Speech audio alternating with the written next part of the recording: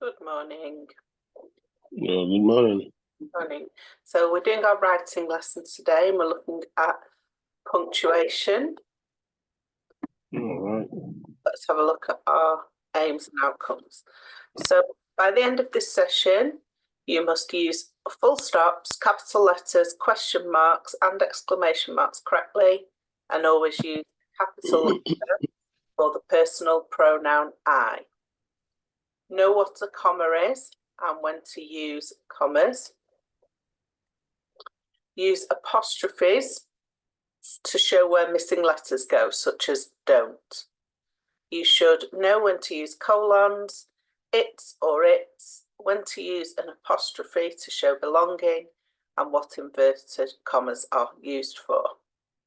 And you could understand and apply the correct punctuation rules when using inverted commas. Okay, so we've got quite a lot to get through this morning. So what do you need to know? So at level 2, you are expected to know how to correctly use apostrophes, commas, inverted commas and colons, which is what we're looking at today. But you should also be using correctly the punctuation that is pre-level 2. So capitalisation, full stops, question marks and exclamation marks. So as you can see there, the first box is what we are learning today, plus the punctuation from pre-level 2, and that together is the level 2 expectation. So we're going to watch a video about how to use commas.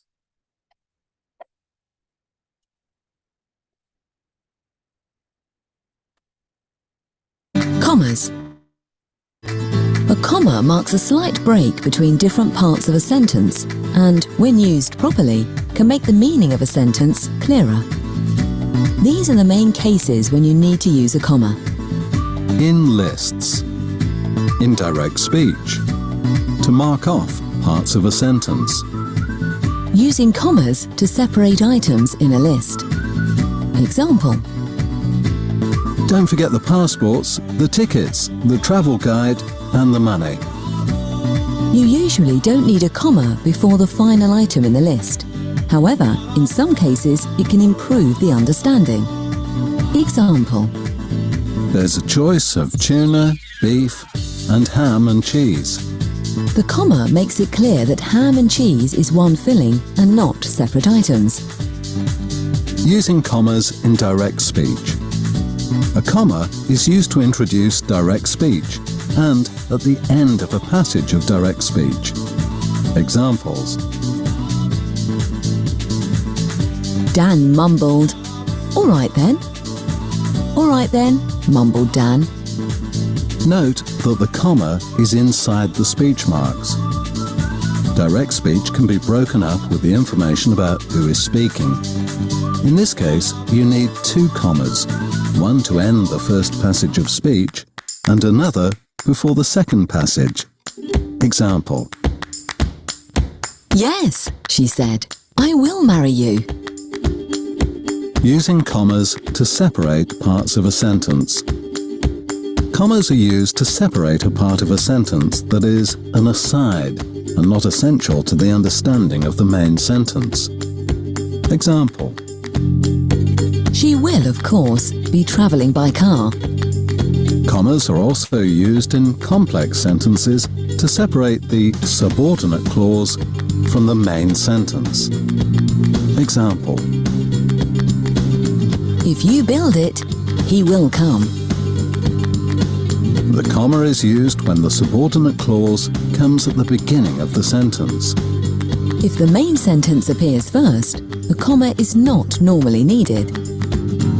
If the subordinate clause appears in the middle of a sentence and is non-essential, it is separated by a pair of commas. Example. Greg, who has 2 kids, works nights. The main sentence is Greg works nights. The fact that he has 2 kids is extra non-essential information, so we separate it with commas. If the clause contains information that is essential to the meaning of the sentence, commas are not used. To check if you've used a pair of commas correctly, try removing the information within the commas altogether, and then see if the sentence still conveys the same meaning. To recap, commas are used in three main ways. In lists, I would like a sandwich, crisps, and a drink. in direct speech, I would disagree, said Martha. and to mark off parts of a sentence. My uncle, Jim, is coming to stay.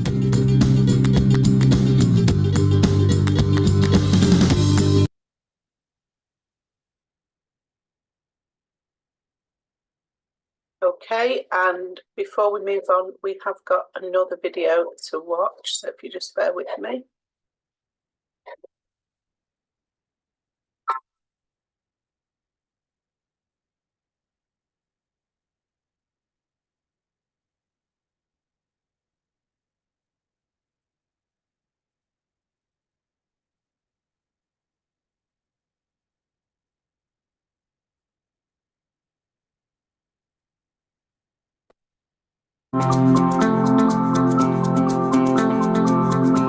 One of the most common punctuation mistakes is the comma splice.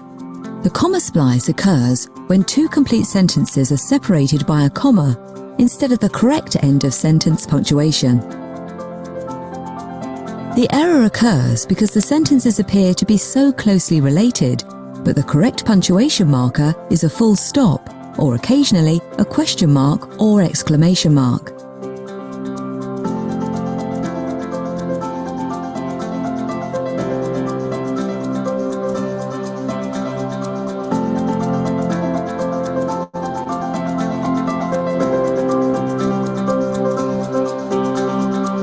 Alternatively, you can combine the sentences into one compound sentence. Compound sentences are joined by one of the 7 coordinating conjunctions.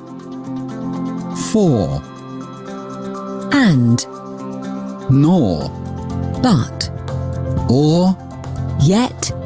so. The first letter of each of them spells fanboys. For example, Jake works 6 days a week, but he gets Mondays off. a comma is usually placed before the conjunction unless the two sentences are very short. For example, Stay put and tidy your room.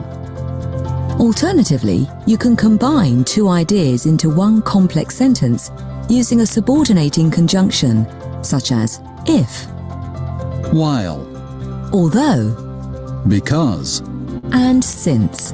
A subordinating conjunction allows you to play around with the meaning of the sentence. For example,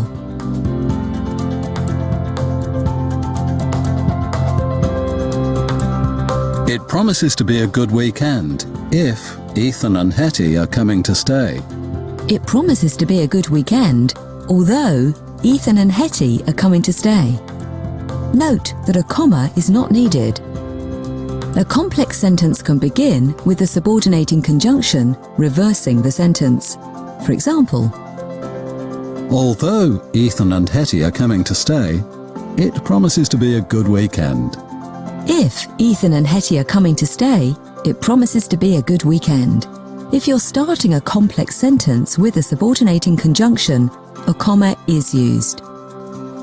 To recap, avoid the comma splice. Never separate two complete sentences with a comma. Use the correct end of sentence punctuation or an appropriate conjunction. My day is usually very busy, yet I find it quite fulfilling. While my day is usually very busy, I find it quite fulfilling.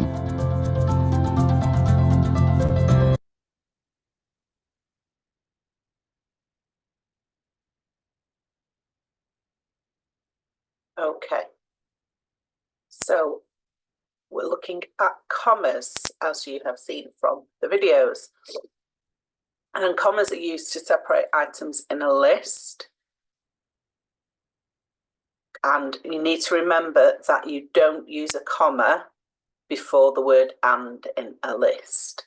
So if we see the example there, I got GCSEs in maths, English, PE and art. So the list, maths, English, PE and art. There's a comma after every word apart from the penultimate one. So the one before the last part of the list does not have a comma, it uses and. So if you look at the next three sentences, I want you to tell me where the commas should go. So we're looking at the list part of the sentence.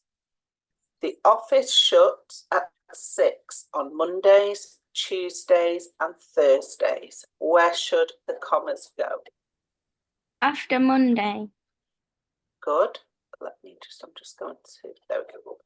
So I can put the commas in. Yeah, after Mondays. Yeah.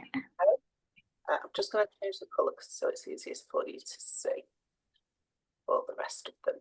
Okay. So after Mondays, we don't need one after Tuesdays. Well spotted. Because there's and is there. Pardon? Because there is and. Yes, excellent. Because we've got the word and we don't need it. Okay. Do you want to do number 2? You can pack in the you can pack in the 3, 4, 6, that's the end. Yeah. You don't need 7 because there is or. Yeah, because we've got or, so we don't need a comma there. Well done. So number 3, does anyone want to volunteer to do number 3? Yeah, bring some ID such as passport, comma.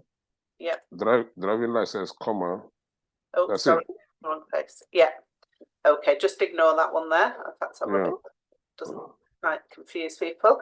So passport, driving license, but we've got the word or, so we don't need one there. Okay. You don't need one there. It's confusing. Yeah. So passport, driving license, or bank card. So it's a bit confusing. There's more words, but the words are one thing. So driving license obviously is just describing one item. So or bank card. Any questions about that? Okay. So we also use commas to punctuate direct speech. And you use commas to show when someone is talking before speech. So the example, the boss said, comma, we'll finish early this Friday.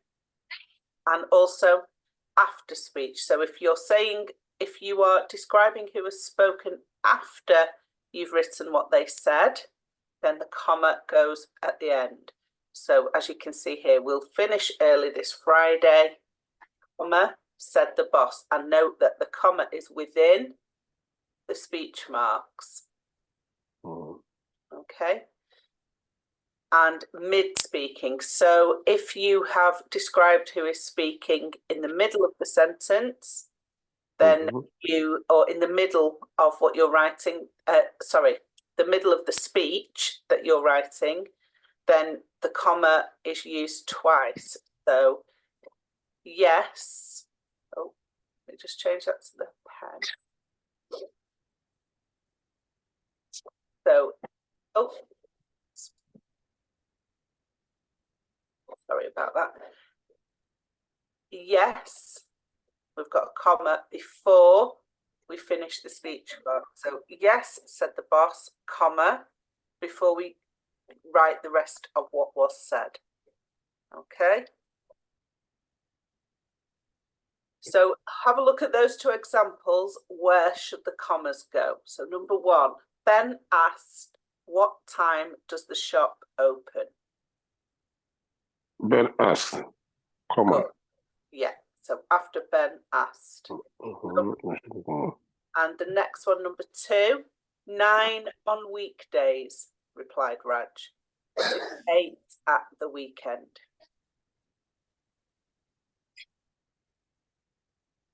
After Raj. Yeah, well done. and there's another one. Can you tell me where the other one goes? Have a look at this example here. So where should the other comma go? 9 on weekdays. So where's it going? 9 on weekday referral, but it's 8 at the weekend. Good. That's, Well done. Yeah, good teamwork there. Well done. So 9 on weekdays, comma, replied Roger. It's a little bit hard because there's not much space for me here to write the comma, but it should be before the speech mark. Okay, so the speech mark should be after the comma. Okay. Like Raj, but it's 8 at the weekend. Well done. So, when to use a comma. We also use commas to separate parts of a sentence. So, he tried hard, comma, but didn't get the job. So before the conjunction but, so but is our conjunction there. A conjunction is a word that joins parts of a sentence together. So that could be 2 sentences. He tried hard, full stop. He didn't get the job. But we've, instead of 2 very short sentences, we've made it 1 sentence. He tried hard, comma, but didn't get the job. And to give additional information, or alternatively, we could describe that as adding a subordinate clause. So a subordinate clause does not make sense on its own. It gives additional information to the main clause of the sentence. So the main clause here would be, the warehouse is on the business park. But we've got additional information that this is where the person works. The warehouse where I work is on the business park. So before that additional information and after the additional information, we add the commas. Okay. And joining 2 statements. Before starting work, I go to the gym. So we've got a comma in the middle there. And also when addressing someone or after introductory words. So if we're addressing someone in our sentence, after their name or their title, then we would put a comma. So, Bina, can we postpone our meeting? So if it's the name or if it's a title such as Sir or Madam or Teacher, then we would put the comma. And also after introductory words, yes, that's a good idea. Okay. Does anyone have any questions? Okay. So we've got some examples here for you to look at and tell me where the commas should go. So number 1. He applied for the job but missed the closing date. He applied for the job but missed the closing date. So where's the comma? He applied for the job. So after he applied for the job. Good.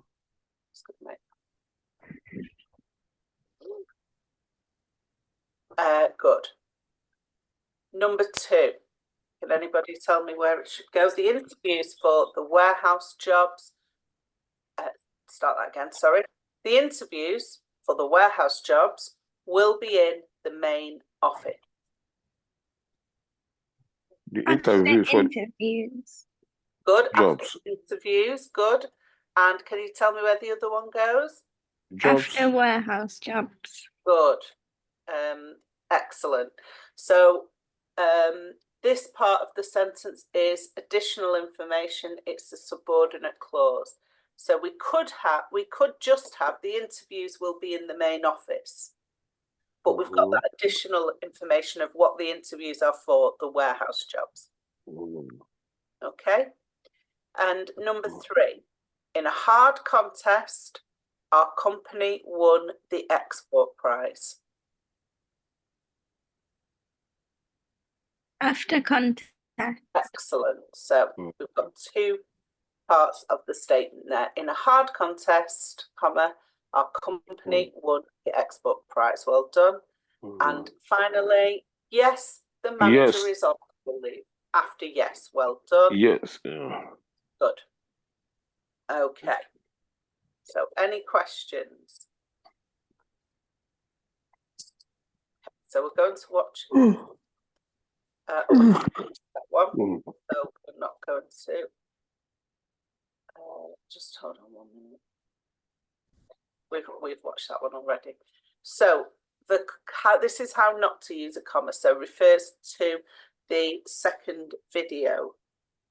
So a comma splice, which is also referred to as a run-on sentence, is when a comma is wrongly used, and it should be a full stop, and we should have two sentences rather than one sentence with a comma. So how should these, we'll look at the example first. I got 5 GCSEs at school. Now I am doing a plumbing apprenticeship. So there's a comma there where there should be a full stop. So after school, we should have a full stop or a conjunction. So we could have and there. I got 5 GCSEs at school and now I am doing a plumbing apprenticeship, but not a comma. Okay, so either a full stop making it 2 sentences or a conjunction. So if we look at the first sentence, how do you think that should be punctuated? I've got 5 GSCs. Just 1 minute. Okay. So the office is open 5 days a week. It is shut at the weekend. So what do we need to do on that sentence to be correct?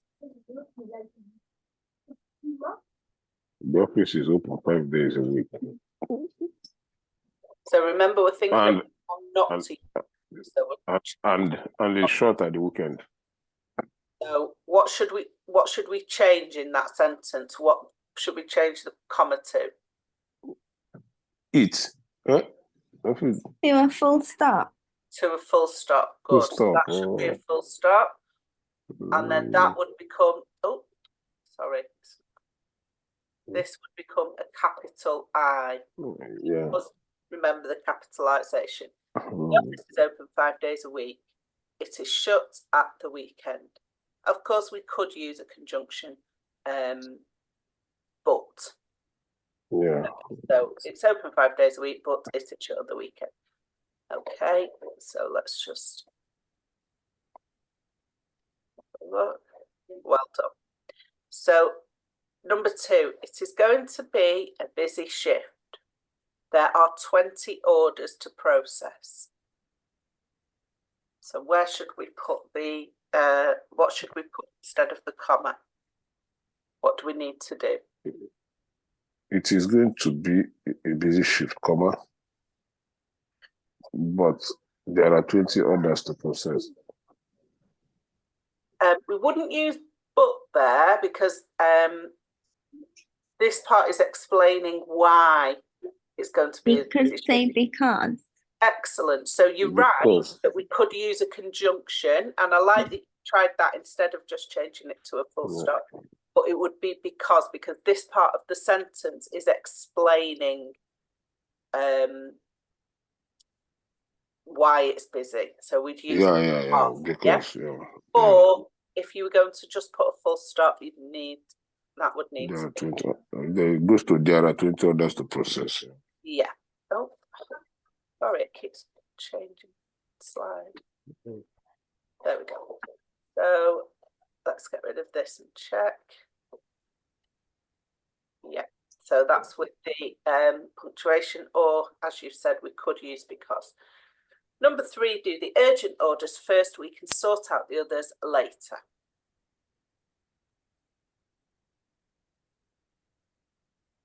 Do the urgent orders first. Then we can. What punctuation could we change? Comma. Comma. to. So what could we change the comma to? Instead of a comma, we should have a, Full stop. Full stop. and then that would be. And capital letter. Yep. Well done. Okay. Good. So inverted commas. And these are also known as speech marks or quotation marks. And they are used to show direct speech, which means the written version of what someone says out loud. There are rules for how they are used. End punctuation marks, so anything at the end of a sentence, so full stop, question mark, exclamation mark, comes within the speech marks, as we can see in this example. Can you answer the phone, John? Can you answer the phone, John asked? So the question mark is within the speech marks. Amir said, I'm sorry, I'm late. And the full stop is within the speech mark. How can the question mark come with? Pardon? Why should the question mark be there and inverted comma is there?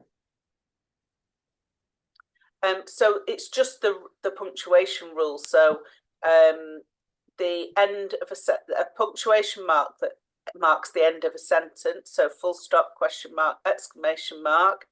If it's part of what's being said, then it comes within the speech marks. It's just the punctuation rule that it would be within the speech marks. Okay, because it's part of what that person's saying, isn't it? So they're asking a question, so that's part of what they're saying. So it should be within what the speech marks indicate that this is said out loud. Okay. So any punctuation that is part of what they're saying needs to be within the speech marks. So if there was a comma in the middle, that indicates that they paused in the sentence, then that would also be within it, yeah?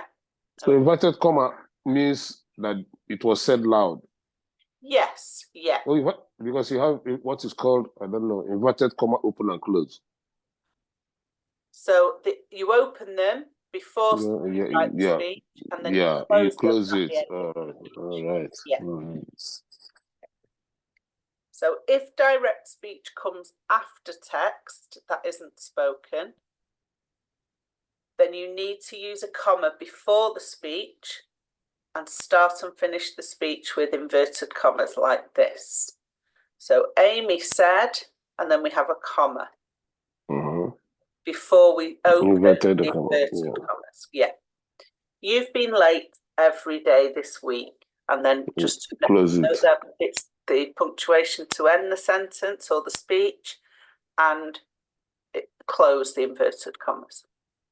If the direct speech makes a complete sentence, then it must start with a capital letter after the first inverted comma. So Amy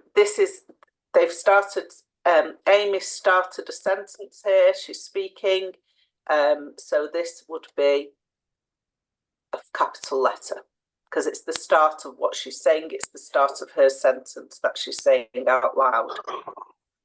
Okay? All right. Okay, so we'll have a go at that. How should these sentences be punctuated? Do you want to go to, Do you want to go to lunch early? Sam asked. Inverted comma open, then inverted comma at the end with question mark. So inverted commas open, and then we have, so do you want to go to lunch early? Sam asked. We need a comma and then to close the inverted commas. Where do we put those things? Lunch early. So what goes after early? Comma. A comma, and then? Yeah, full stop. Question mark. Question mark, good. All right. What? Yeah. Question mark, sorry. It's a question. So it's a question, well done.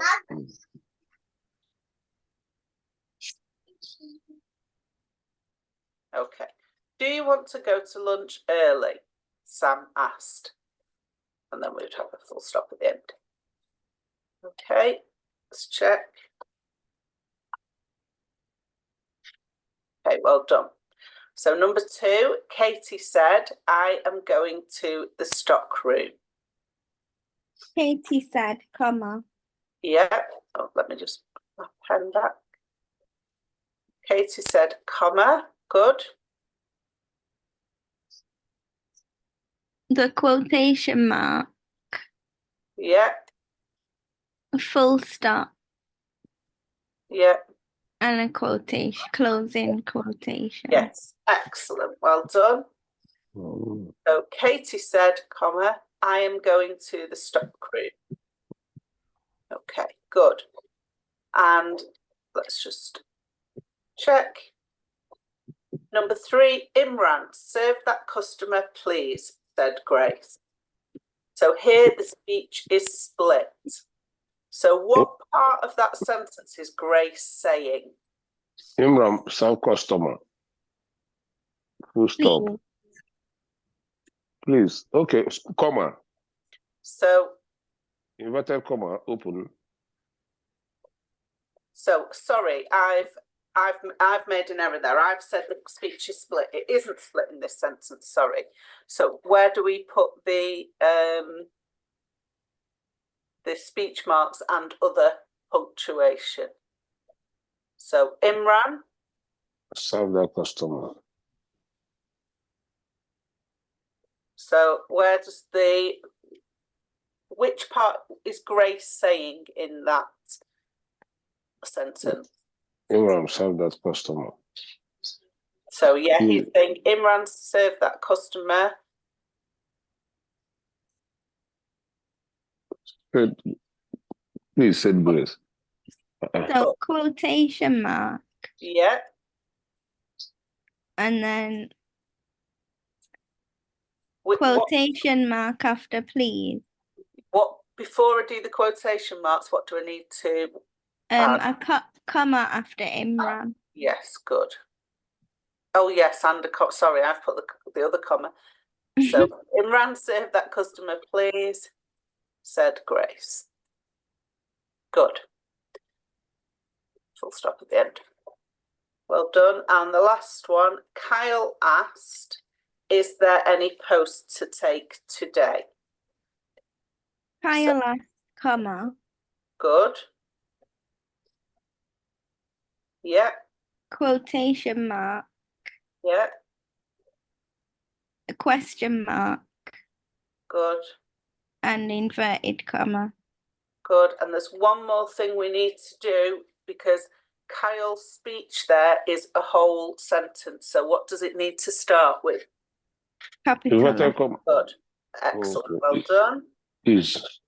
Sorry, it's a bit crooked. I'm using my mouse to write, so it's a bit tricky. Okay, Kyle asked, is there any post to take today? Well done. Just check that. Good. Okay, any questions about that? No. Okay. This looks easy, but it's not. So did you have a question there? No? Nope. Okay. So we'll look a bit more at inverted commas. So there's some more rules.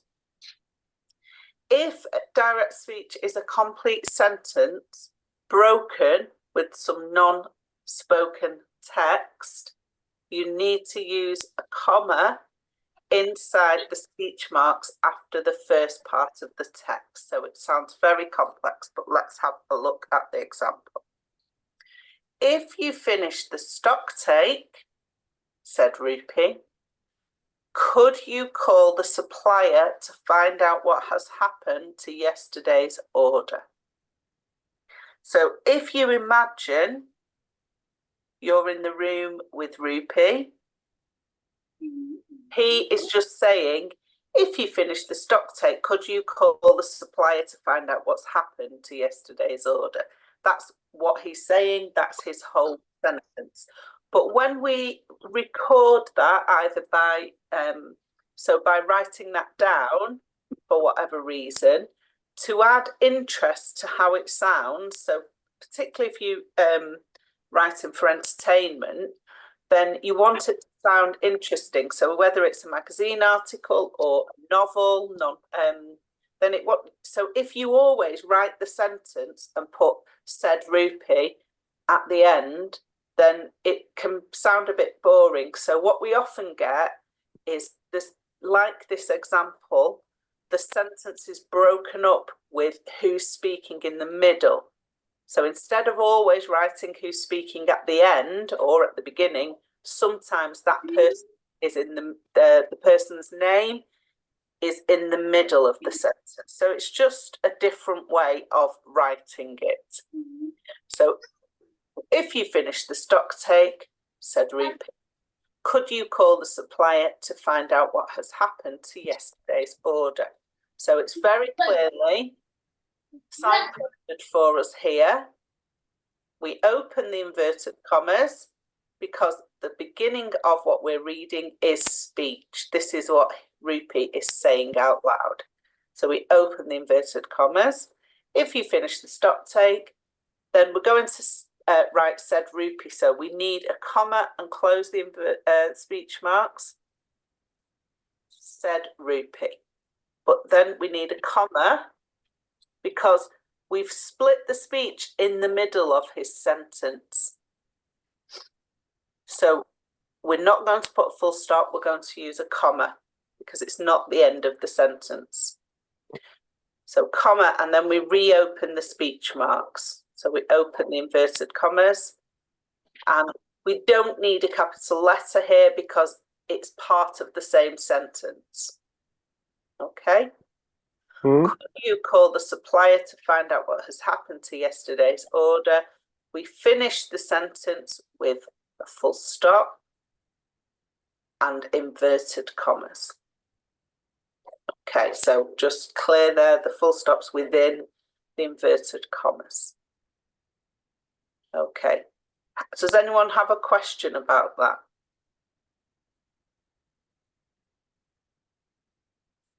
Okay, let's have a look. So we're going to practice doing that with these sentences. How should they be punctuated? So number one, can you stack the shelves first, said Jenny, then tidy the storeroom.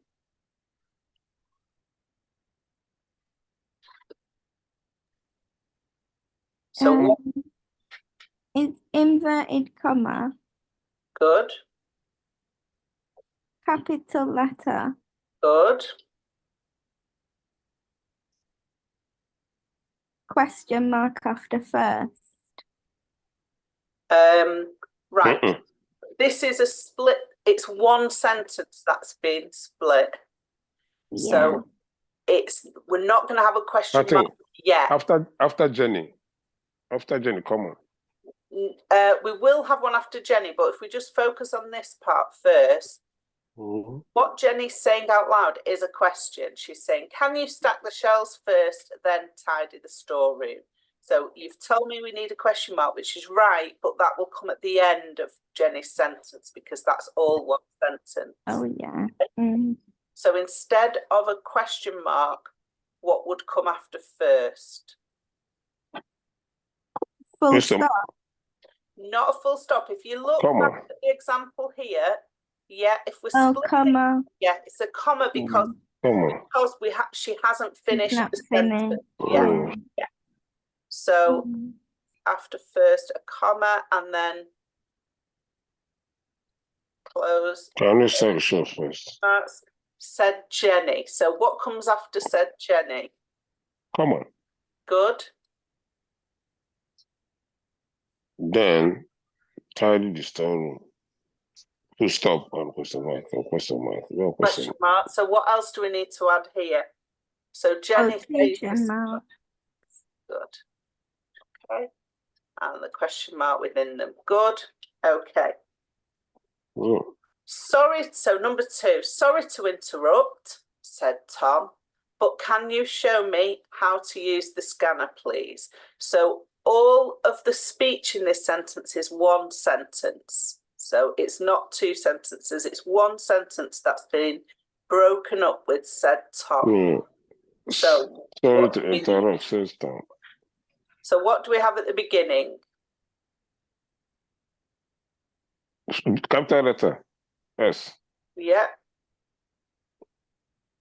Quotation mark. good. Sorry to interrupt. Straight on. So Comma. what do we will have a comma after Tom, but let's Yeah. focus here. Sorry to interrupt. Comma. Good. And quotation marks closed. Said Tom. But then we're Comma. going back to him speaking, so we need to open them again. But can you show me how to use the scanner, please? Question mark. Good, question mark. And then finally, what do we need to close? Inverted comma. Inverted Good. comma. Okay, well done. Excuse me, Emma said, have you got 5 minutes for a quick chat? So remember that in these examples, this is the part that E, is key capital in letter the E. whole sentence. Okay, so just remember that. Okay, so what do E, we start capital with? letter. Capital Capital letter. E, good. And before the capital letter, what do we need? Inverted comma, open. Good. So excuse me. Comma. Good. And then we need to close the speech marks. Excuse me, because that's the bit she's saying out loud. Then we've got Emma said. So we'll have a comma after Emma said. Then what do we need to do before we write the speech? Open. Yeah. Inverted comma, So open. Yeah. have you got 5 minutes for a quick chat? What punctuation do we need at the end of this? What type of sentence is it? Question. Yeah. So what do we need?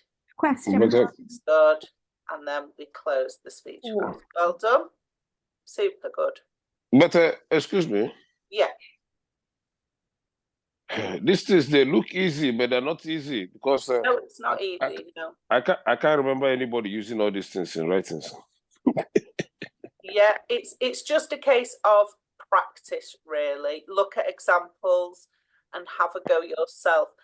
Just remember that if you imagine that the speech part of the sentence is in a speech bubble, that's the part that needs to be in inverted commas. So if you imagine it was a cartoon instead of written down as a sentence, what part would be in the speech bubble? And that's the only part that should be in the inverted commas. Anything like said, reported, shouted, arc, Yeah. that doesn't go in the inverted commas. And then the other thing you need to just remember is that we need the comma before the said Jenny. Okay. It is tricky, and that's why you need to practice. Okay. Very true. So finally, another use for inverted commas is when you are quoting speech. So rather than what's said out loud, you are quoting what someone said in their writing. So if you imagine it like that, it's going to follow the same rules, but it's just that rather than them saying it out loud, they said it, but they said it written down in their book or report or whatever it is. So if you're quoting a source, you need to use inverted commas when quoting direct speech.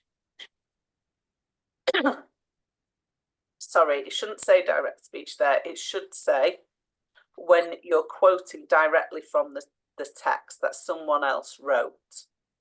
So this was written by, we can see here the source, by Kul Muhammad, 2011. So it's referenced that there. And so we've got an example. These include an Eastern domed bathhouse with evidence of wall paintings excavated in 1938. So this person, Kul Muhammad, wrote this part in a book or an article. So they're his words, and the person that's writing has quoted what he said in his work. Okay. So here the writer has used speech marks to directly quote the source. In the example below, he has only used some of the quote. So he inserts the ... which is also called ellipsis. Okay, so an ellipsis is using that ... punctuation, and it indicates that some of the original words are missing. Okay, so if we look at the example, they were used in complex urban sequences as well as undertaking hand-drawn building elevations and plans of the exposed structures. So this is the part that they have taken from somebody else's writing. So they can't claim it as their own because they're copying or quoting from somebody else. So you need to use the quotation marks to show it's somebody else's words. Okay, because otherwise you could get accused of plagiarism or of copying someone else's work. So you need to use those quotation marks to show that it's somebody else's work. But there might be a whole paragraph, but this writer has just taken part of it. So where anything's missing, they're not including, they use those ellipses. And that if you're using ellipses, only ever 3 dots, not less, not more, just 3. That's what the correct punctuation is for ellipses. All right. So you sometimes see that in newspaper reports where somebody might have been interviewed for the report and they might have spoken for 10 minutes, but the newspaper doesn't have time to, doesn't have the space to include all of that. So they'll just include parts and then use ellipses to show that there was other words were said, Continued. but not been included. Don't worry too much about the ellipsis. Let's focus on the inverted commas. So when paraphrasing a source, no speech marks are needed at all. So if you're paraphrasing or putting it into your own words, then you don't need speech marks because it's become your words. You're explaining what somebody else has said in your own words. Could you just, can I just mute you now? I'm coming. Okay, because it's a bit distracting.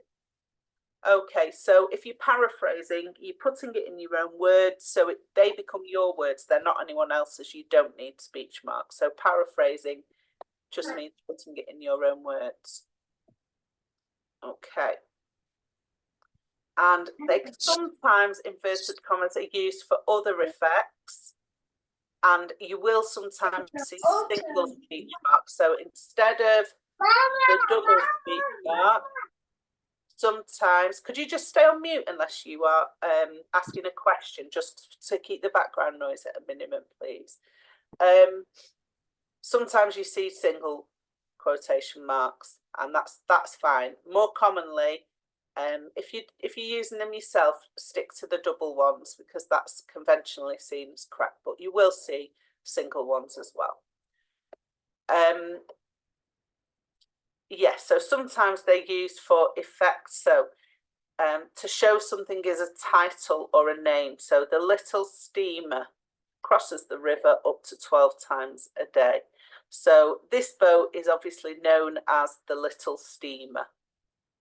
Okay, so they've put it in quotation marks to show it's like an acknowledged name rather than them deciding it's been called the little steamer.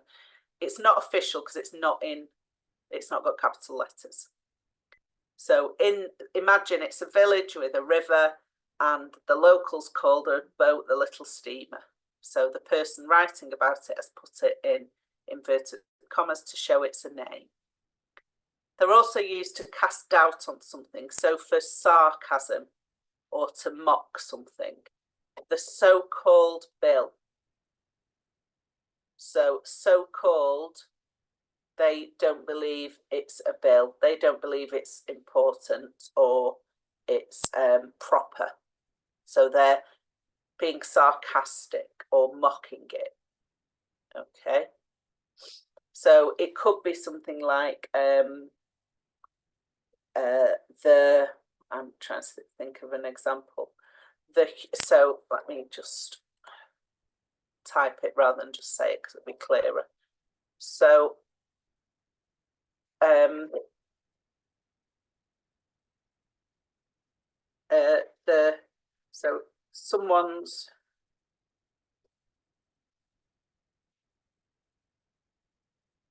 so the huge dog he had talked about was actually a little puppy. Oh, sorry, no question.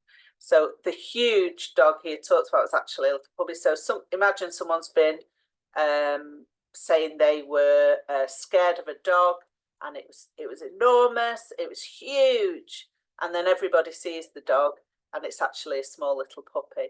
So that the huge has got quotation, inverted commas, because they're mocking it. It's not huge at all. They're being sarcastic. Does that make sense? So you can use it to indicate sarcasm. So does anyone have a question about those? It is tricky. You do need to practice this and do some work on your own for it as well. So yesterday in the reading I mentioned about Moodle. You can get a login for Moodle from the UK Versity office, and there are additional resources to help you with this. And you can also Google, functional skills support or exercises and so on. BBC Learning has lots of information about this. So if you go on BBC Learning, then you can get functional skills English help on there as well. So it is just something you need to practice. But does anyone have any questions now? Okay. Okay, so apostrophes. So we're going to watch a video. We might run over time a little bit today. If you do have another lesson or another reason that you need to leave at 10, that's fine. You can catch up on the recording. So you don't need to tell me. You can just leave and just catch up with the recording, but just make sure that you do catch up. But yes, we just might run over time a little bit today.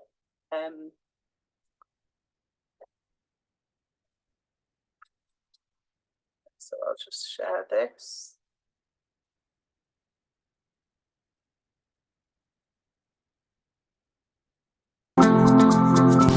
Starting apostrophes.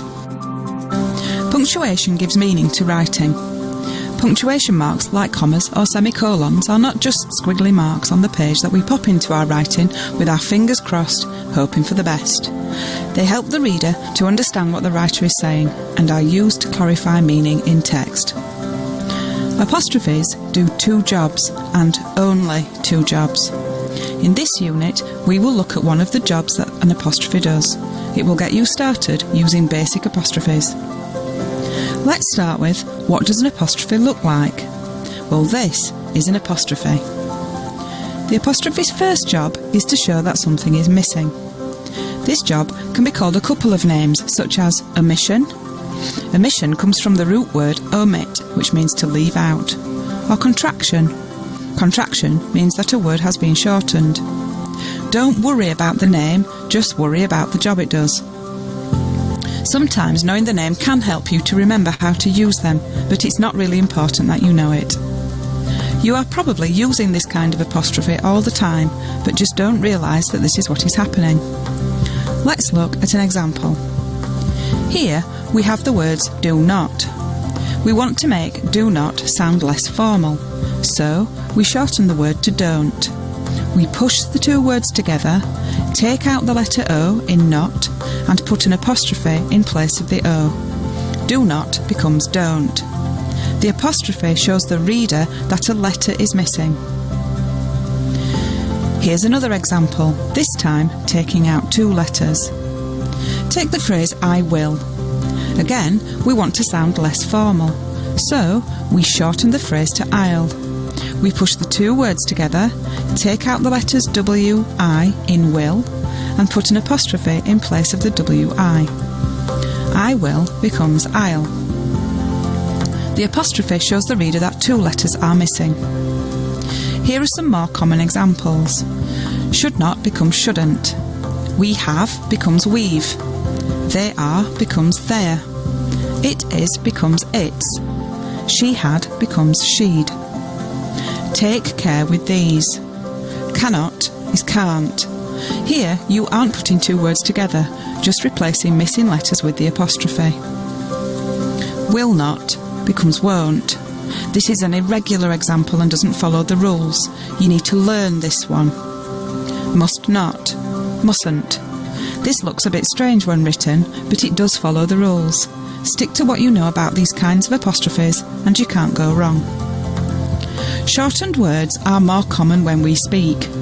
We usually use this kind of apostrophe when we are writing something informal, such as a letter or email to a friend. Don't use shortened words and this kind of apostrophe in formal writing, such as a letter to someone you don't know, or in an essay or a report at work.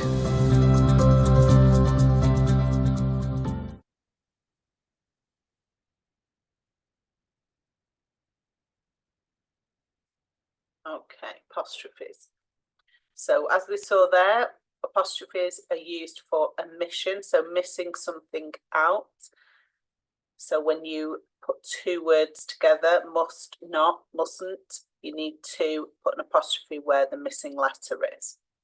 So have a look at these sentences and tell me if the apostrophe has been used correctly. So I won't be able to work late tonight. So has the apostrophe there been used correctly? Yeah. Yeah, good.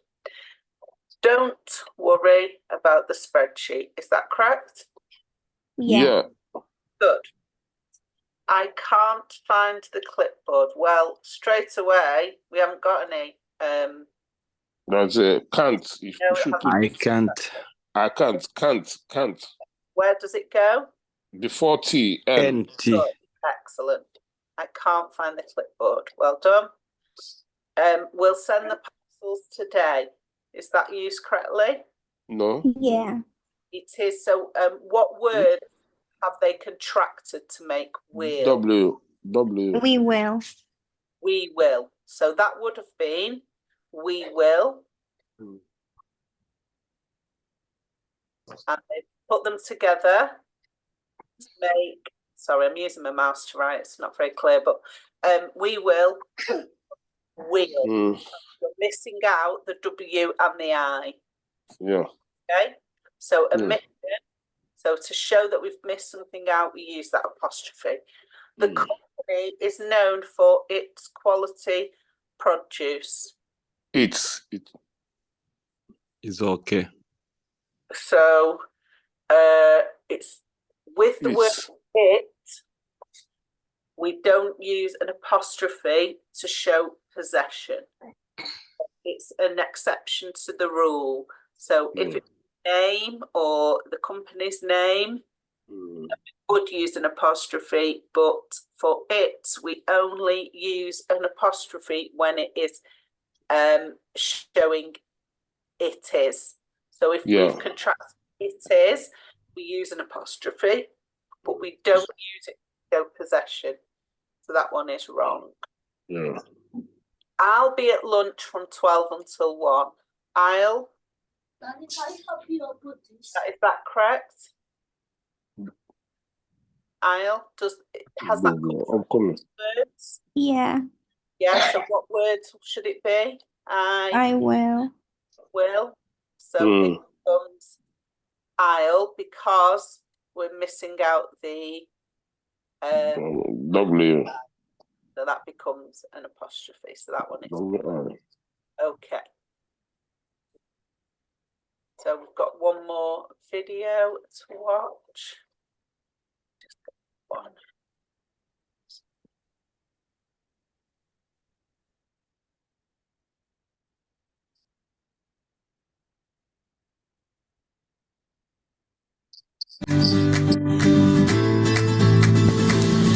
Developing apostrophes. Punctuation gives meaning to writing. Punctuation marks like commas or semicolons are not just squiggly marks on the page that we pop into our writing with our fingers crossed, hoping for the best. They help the reader to understand what the writer is saying and are used to clarify meaning in text. Apostrophes do two jobs and only two jobs. In this unit, we will look at the more challenging job of the apostrophe. It will give you more confidence in using the trickier kinds of apostrophes in your writing. Let's start with, what does an apostrophe look like? Well, this is an apostrophe. The apostrophe's second job is to show that something belongs to something else. This job can be called a couple of names, such as possession.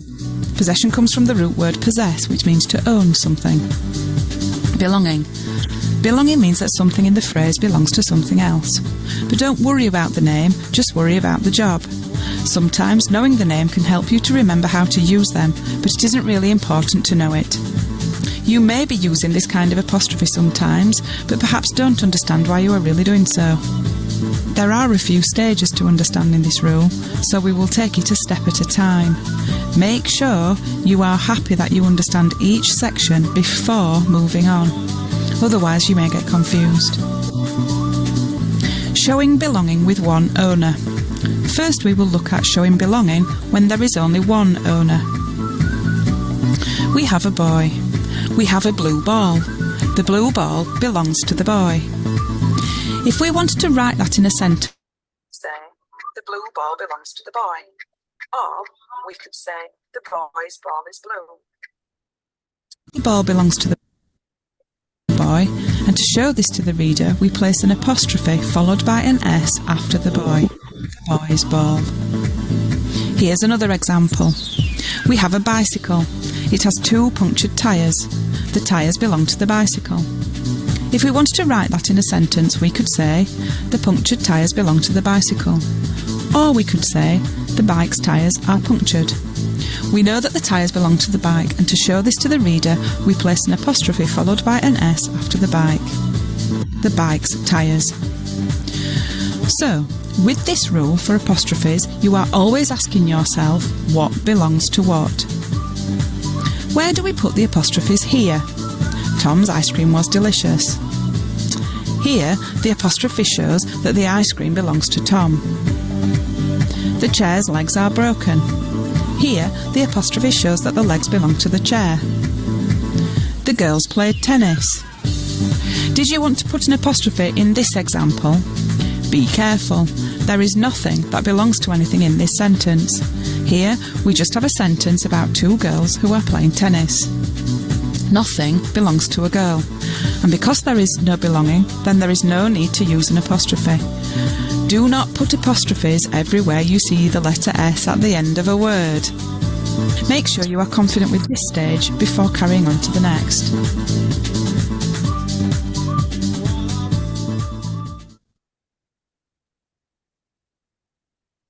Excuse me. Okay. So a bit more then about possession and when you should and should not use an apostrophe. So possession means something belongs to something else. Apostrophe is used for possession. It shows belonging. So something in the sentence belongs to something else in the sentence. And it might not always be a person, as we saw in the video. It could be the tyres belonging to a bike, the bike's tyres.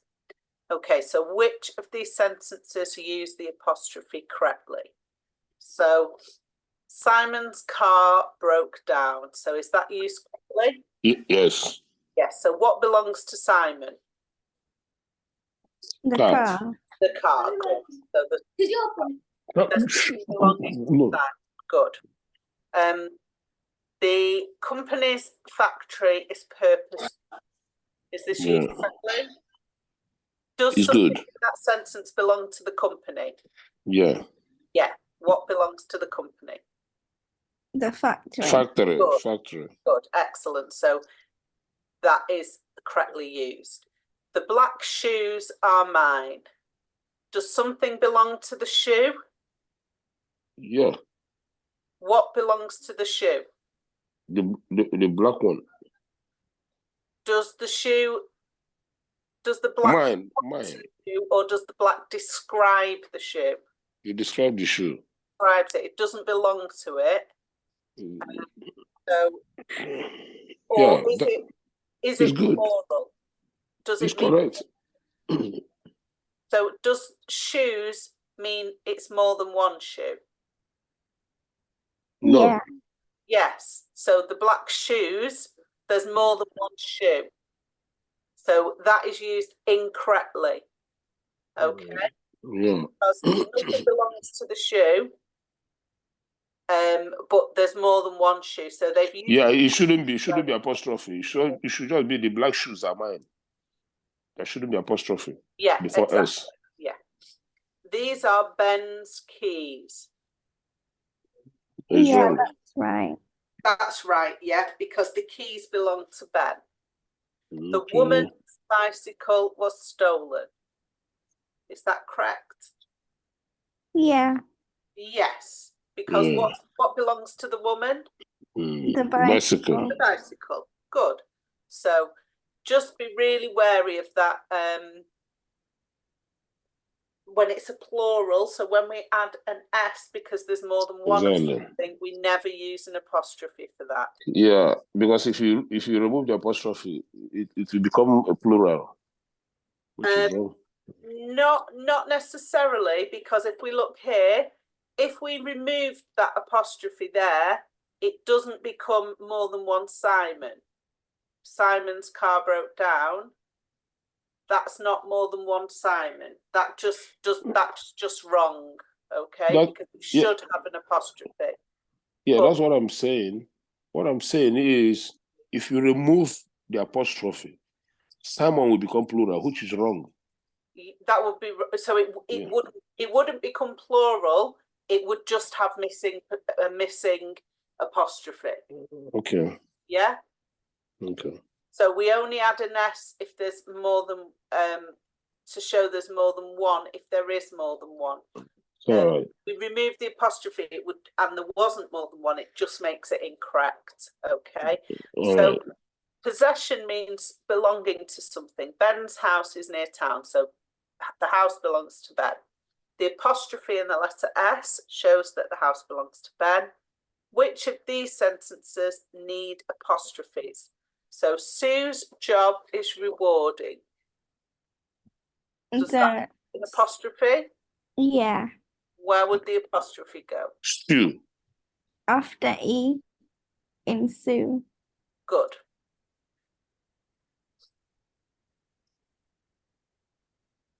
So, that was not very clever, was it? So after the E in Sue. Good. Yeah. Sue should be Sue. The shoes were worn. Does that need an apostrophe? No. No, because the shoes were worn. so what does that S plural. there under Plural. shoe? Plural. It's plural. Good. The computer screens were cracked. Is it plural, or does something belong to someone else? Plural. Good. So screens is plural. And the company's head office is in London. Apostrophe before S. Good. The company's Company. head office. Company should be companies. Well done. Yeah. The apostrophe can be very confusing, and these are some common mistakes. The footballers ran on the pitch. So footballers is just a plural here. It isn't showing possession. so it doesn't need an apostrophe. Mm. The shop sold prawns sandwiches. So prawns doesn't need an apostrophe. It shouldn't even have an S, because when we have more than one prawn What in a is prawn? sandwich, we're not putting an S on the prawns. Mm. The prawn, it's on the sandwich. Mm. Okay. So it's more than one sandwich that we're describing, not more than one prawn. Yeah. So the S should just be on the sandwiches. The women's toilet was on the left. Now this is The a women's, tricky one. the women's, that S, N, apostrophe before S. Good. The so women. the apostrophe should be before the S. Yeah. It's an irregular plural. The apostrophe comes before the S. Okay. So, as we mentioned previously, you need to be aware of its and it. It with an apostrophe is only used for the contracted form of it is. It's time to go. It is time to go. I don't like it when it's cold. It is. I do not like it when it's cold. without an apostrophe is used for possession. So the dog chased its tail. Its strength is its accuracy. Okay. So, Can you say it is mine? Pardon? It is mine. No apostrophe. It's mine. So if you said it's mine, then you would not have an apostrophe, because It's position. sorry, yeah, you would have an apostrophe for it's mine, because it is mine. Okay. So if you were, let me do this. So if you think of it's mine, if you didn't use the contraction it's, you would be saying it is. So that's what we do use an apostrophe. So it is, we use the apostrophe if we're contracting it is. But if it's showing possession, so it's mine isn't showing the word it's isn't showing possession in that sentence, or that those two words. It's mine. Okay. Colons are, so these two dots, and we use them to introduce lists. So flavours, there are 3 flavours available: vanilla, mint chocolate and strawberry. To introduce numbered lists or bullet points, so just in the same way as the first. To avoid using unnecessary colons where a regular sentence would do, so avoid that. So I want a coffee, a sandwich and a bag of crisps. You don't need to use colon for that, because it's just, you're just saying what you want. It's not an important list like the top one there. Colons can be used to introduce speech, so sometimes you'll see that. It's less common, but you do see that. Shakespeare said all the words a stage. So correct the errors. So what do we need to add? So we're looking, so not just at colons, but other punctuation we've looked at today. So you need to bring the following items: a sleeping bag, a torch and waterproofs. What do we need to add to that sentence? What have we just looked at?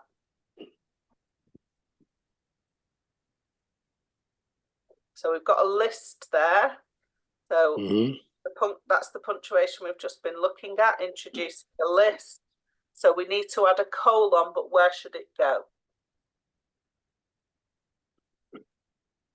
After items. Good. So we're going to add a colon there. You need to bring the following items: sleeping bag, a torch and waterproof. So it's important to remember what you need to bring, that list. We've got a colon. The Ford Model T, which was invented in the early 20th century, wasn't on display. So what's missing from that sentence? Before model 2.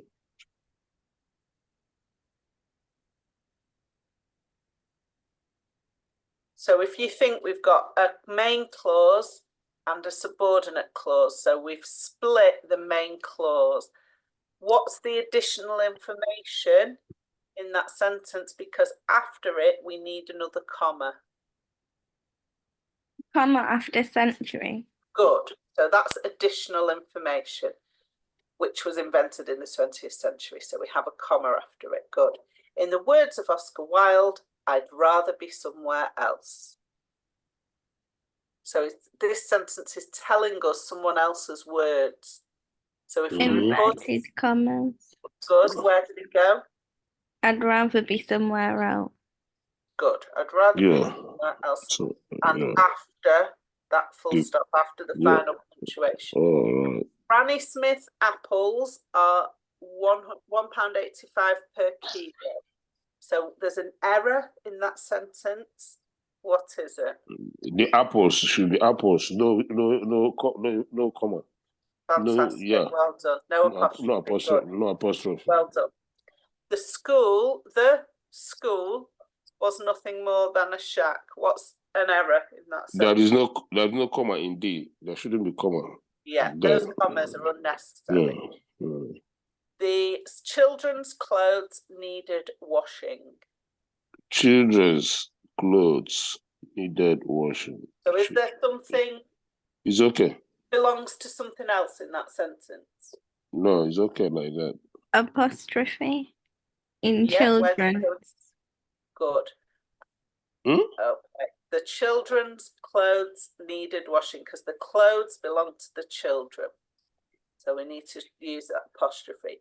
Beef's lasagna for tea, everyone. Yeah. So what's the error in that sentence? Beef's lasagne for tea. Beef lasagne. With a S and a Yeah, Beef lasagne. we don't need that. We get rid of it. We don't need Beef that. lasagna, we say, not beef's For lasagna. tea. The dog loved to chase its own tail. So what's the error? the apostrophe in it. Yes. So that shouldn't be there. If that was correct, it would be a contraction, which would mean that the sentence Not was, to chase, it is own the dog loved to chase its own tail, and that doesn't which is make wrong. sense. So we makes just sense. have its, because it's possession, its tail, the tail is what it owns. So Yes. don't have an apostrophe in it for that situation. Okay, so that's what we've just done.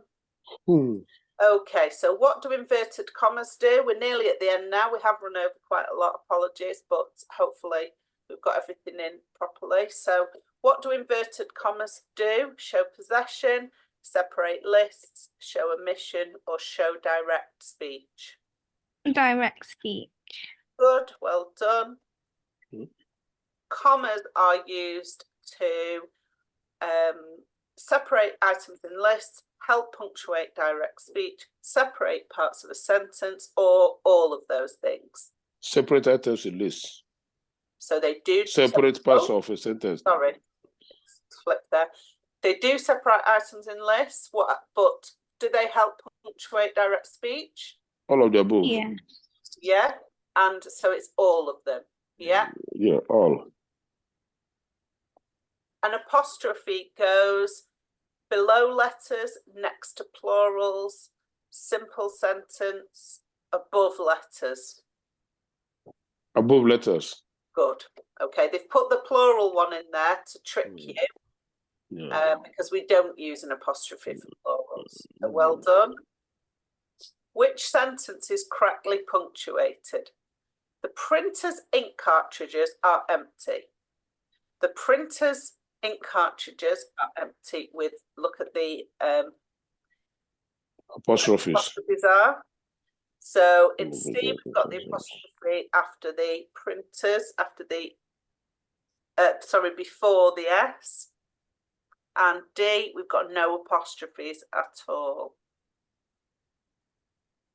I think C. Good. Okay. So B, this is a plural, so it's been used incorrectly. Well done. It is C. Which sentence is correctly punctuated? So you need to, they're all the same, so I won't read them out. So if you look at them, I'm not seeing it. it's correct. I'm not seeing it. Pardon? I'm not seeing the writings. They're blinked. I don't know. The You blood. can't see it. I can't see it. The blood. Oh, the blurred. Yeah. Oh, does anyone else have that issue? No, I don't. No. Now I'm seeing it now. It's okay now. Oh, is it okay now? Okay. Yeah. So have a look which one has the correct punctuation.